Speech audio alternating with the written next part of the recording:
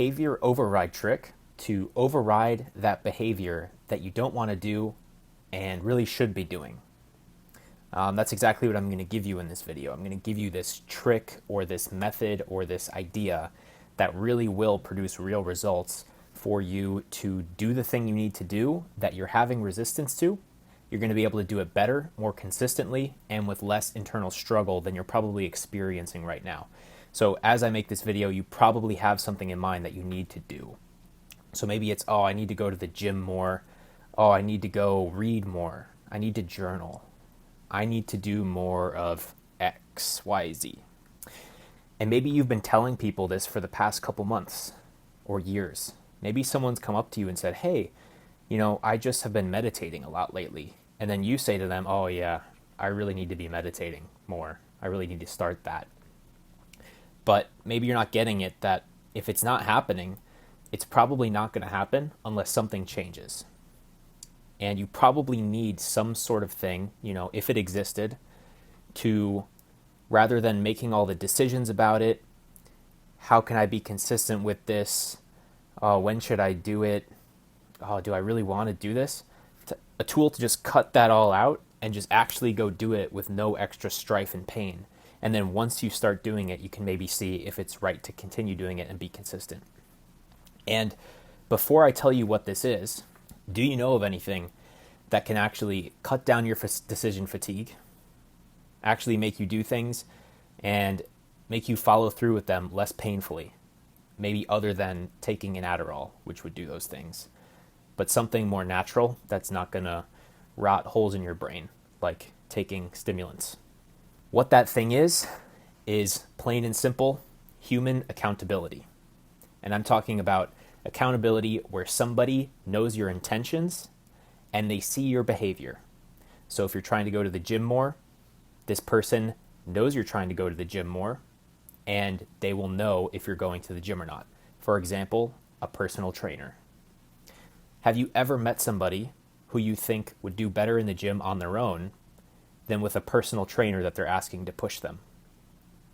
Have you ever been in one of those workout classes, a cycling class, a yoga class, or some other type of exercise class, or a team sport where everyone's working out together, and that same workout you would do better if you were just on your own and you pushed your own self mentally?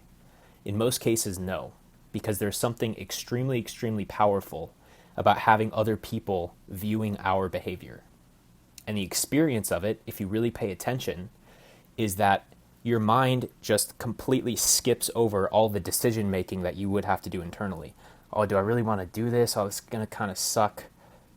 If you tell someone, hey, I'm going to go to the gym tomorrow, let's meet up at 6 a.m., and they agree, you're not going to have room to do all that thinking and mind twirling. You're just going to go and you're just going to do it. So this is the tool. It's very powerful. And I just want you to recognize how valuable it is, because there is nothing really else like it.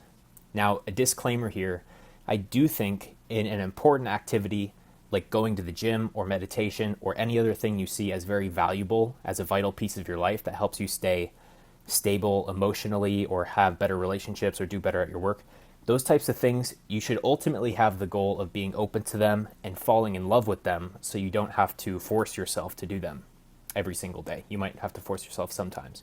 But sometimes we do need that extra push to take us to the next level, to start something in motion. And that's when accountability is going to come into play. So I'm going to give you some examples of how you could potentially do this and use this based on your goals. So gym, let's talk about that one. Personal trainer, but you have to pay them. Gym accountability buddy. This is something I did and it's extremely effective.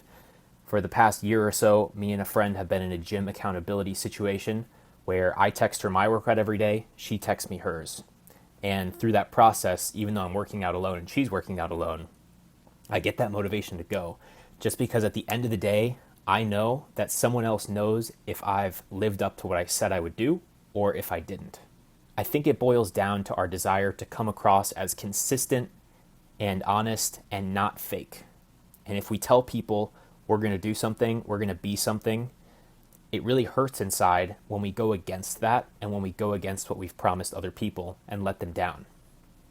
And I think that's why accountability is so powerful. Next, let's say you're trying to read more. Join a book club. Let's say you're trying to go out more or socialize more. Either commit to going to an event with a friend or host something at your house. Hosting something at your house, you're pretty much screwing yourself over into being extremely accountable and having all these people come.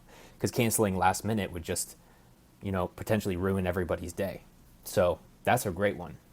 Maybe if you're trying to learn a language or any other skill or a musical instrument, we can go through all of those accountability, versions, and you can think of what those would be. But now is the time for you to start connecting the dots on your own. What is that thing that you think you could really benefit from connecting the dots and figuring out a way to use accountability there? So take some time to do this. It will be well worth your time. And just remember, if you're not sure about something, be accountable for it and do it for a little while. And if you think it's actually helping, then keep going, fall in love with it, and keep the accountability. But you can always change your mind later and withdraw from something if it's not working for you after the fact.